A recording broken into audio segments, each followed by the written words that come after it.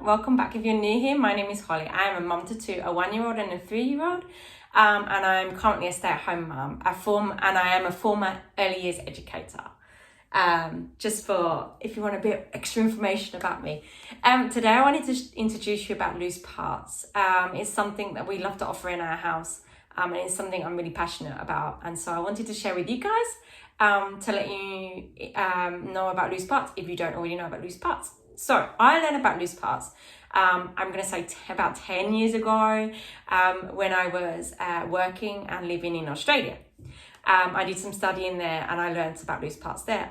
Before that, I never really thought about it, in when I used to work in early years settings. That being said, it wasn't something that, it wasn't something I was thought about. So maybe I did do it and it wasn't something that I really thought about. But anyway, so back to loose parts. Basically, it was developed by a man called Simon Nichols in 1971, and it is to offer children, because he believed that we have the creativity abilities, and it was to offer children a small collection of objects that can be used to redesign, to rearrange, to basically think outside of the box. So there's no one way of these items to be used. They have an open-ended option. So they're not closed-ended. So they're not like an electronic toy where you press the button and it goes, this color is red, or this is a circle. Basically that's closed-ended because it's just telling you what it is, and there's nothing else you can do with those toys. I've got to be honest, my little ones enjoy them for like 2 minutes. We don't have many of them anyway. But my little ones kind of find them boring and actually don't reach for them. We've sold a couple off just because my little ones don't use them. So that's basically a closed-ended toy. It's the same as a puzzle. A puzzle is a closed-ended toy. It can't really be anything more than the end product. So basically you're making a picture or making a photo. So that is the end product. You can't do anything else with that. However, in saying that, my little one does love puzzles. He likes having the closed-ended where it's like a finished, so the accomplishment that he's actually finished something and he's made it all by himself, something. He loves those, absolutely loves those too. But anyway, today I'm going to talk about loose parts, which we absolutely love in this house. My 3-year-old now is really, really getting into it, and it's really nice to see his imagination. But not only that, he reenacts a lot of everyday things that have happened, and he comes up with other stuff, or there's something else that hasn't been heard or seen, and it's just great to see it through his eyes. So as I was saying, going back to what I was saying, so this is talking about loose parts. Loose parts can be shop bought items, or they can actually be, if you want a budget-friendly option, I'm going to let you in on a secret, can be all things from around your house. As I basically said, they don't have an end purpose. There is no definitive way of being used.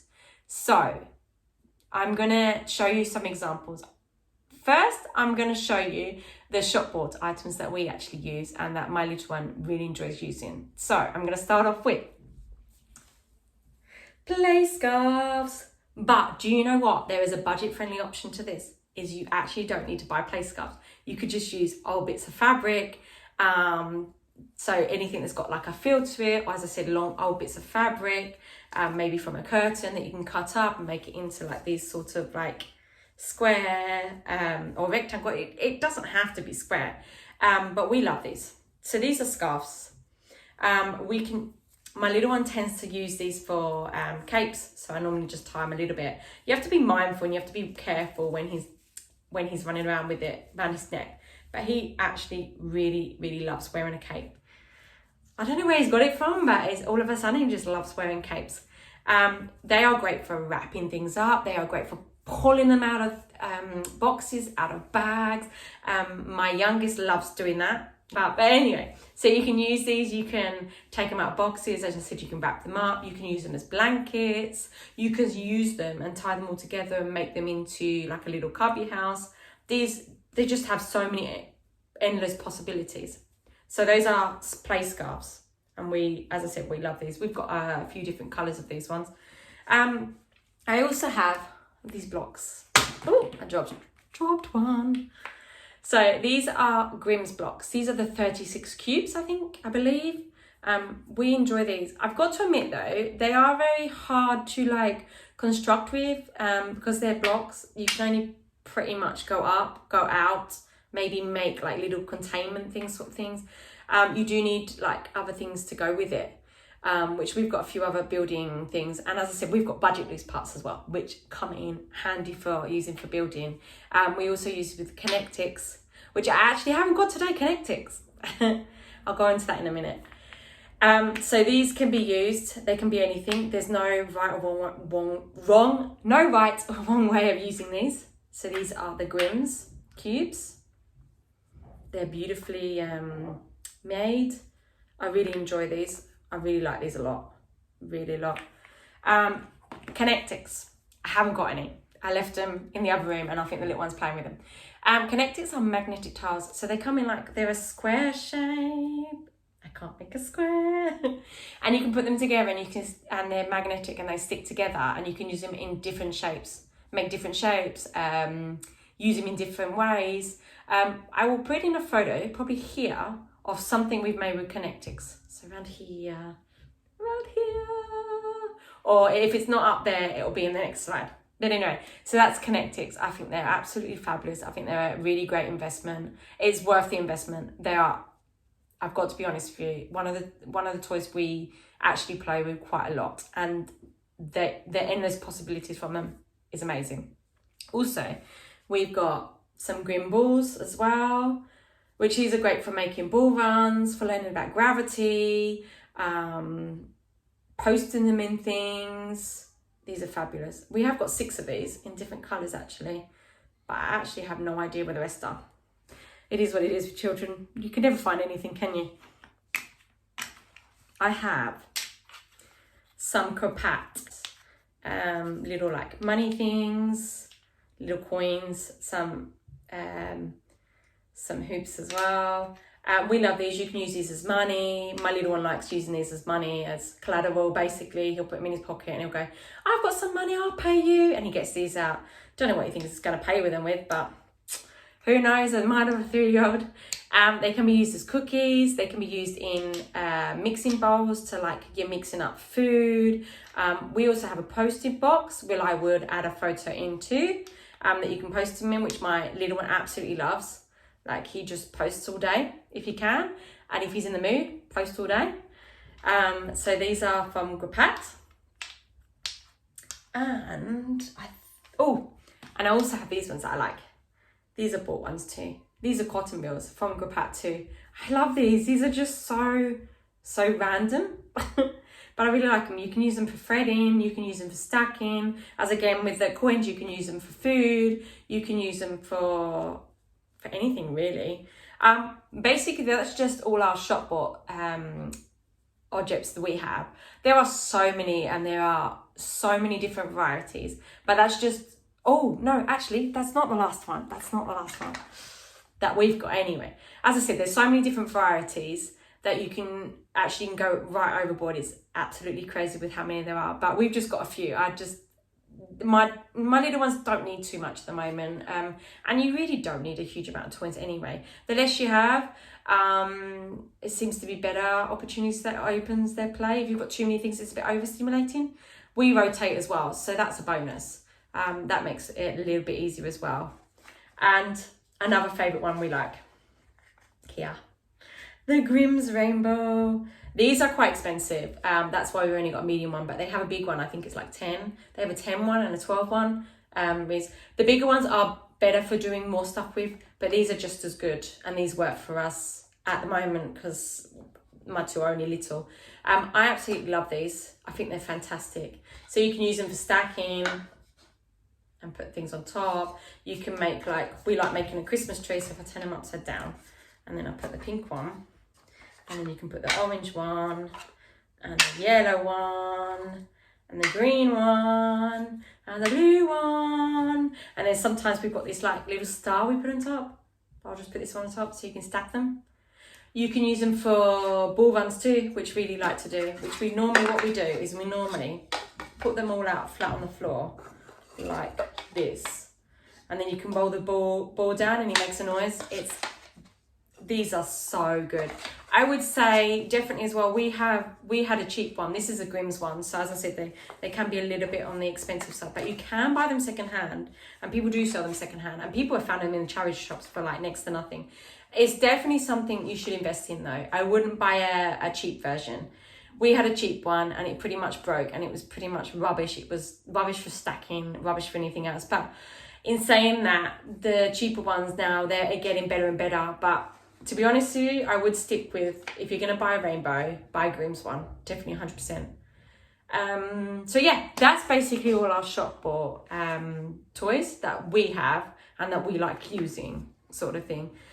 We might get a few more for Christmas, but as I said, I'm trying to be a bit more resourceful and a bit more thinking what comes in the house, because really we do not need a lot of stuff, nor do my boys. So now I should say, budget friendly option. I'm going to give it to you now. Basically, anything from around the house. So as you can see, egg box. Oh, and look, Grapat rings. They're all in here. They're basically using this. But anyway, egg boxes, fabulous. Great for painting. Great for collecting things. Great for stacking. Great for, you can cut them up too, and they can build them into anything. Egg boxes. And a range of lids. So we've got some yogurt lids. We've also got some jar lids with a few money mixed in. Some jar lids. These are great. We found out these stick to Connectix tiles. So we were able to make our little hotel with some windows. Tubes. I would recommend only using kitchen tubes though. I know when I was looking in Australia, they used to say not the tubes from the toilet because they are not very hygienic. But you can use like Pringle tubes, tubes, I don't even know if I'm allowed to say Pringles. You can use tubes from a popular packet of crisps. You can use tubes from toilet rolls. You can get tubes anywhere really. And tubes, I think sometimes when people have new carpets laid, you can go to shops as well, like hardware shops, and ask them if they've got any recycling bits, like tubes and things like that. And quite often they will give them to you. So tubes. Something that most people have got in their house. Pegs. These are like the old style. I think I picked these up in Primark and we use them for our washing. But also my little one likes using them for posting, to carry around in a bag. You can put little capes on them. You can paint them. There's just, as I said, there's no one way of these being used. Last but not least, as I said, there are so many things I could go on and on and on. Paintbrushes. I always put a few paintbrushes in a basket, and then they can use these for painting or doing makeup, face paint. Some people use them for cleaning things. What else do they like using them for? I can't remember, to be honest with you. I can't remember. As I said, you can use them for cleaning things. You can use them for face painting, which I know some little ones I've looked after before that have been in my class have always used them for that. So yeah, that. Last but not least, I did say that was the last one, but cardboard boxes. I haven't got any, but we've had a few cardboard boxes because we've had deliveries of things and they've ranged from really small to really big. The last one we had, we made into an aeroplane, which was absolutely fabulous. We put wings on it, we put windows in it, we made a steering wheel, and it was all made out of the cardboard box. So basically it was just a recycled cardboard box. We've had other boxes as well. We made them into cars. What was the other boxes? As I said, the possibilities are endless. I could go on all day about this. So those are basically a few shop bought items that you can use. Yogurt pots too are fabulous too. As I said, you can use those for crafting. You can use those for putting things in, for carrying things around the house.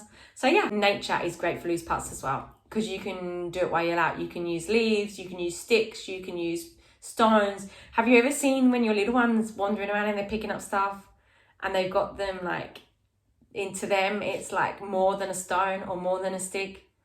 Basically, that's your open-ended loose parts play. I hope that wasn't too much information, and I hope you enjoyed that video about loose parts. I hope you learned something, enjoyed exploring it with me. I would love for you to give me a subscribe if you liked what you see. If you've liked what you see, if you're enjoying what you're watching, give me a thumbs up if you like it. I would love a comment down below and let me know if it's something that you do in your house or in like an early years setting, wherever you are with children. Do you enjoy doing loose parts? Do you know about it? Have you done it before? Have you learnt about it? Do you not know anything about it? Let me know what your favorite things to use are. And yeah, I'll see you soon. Bye.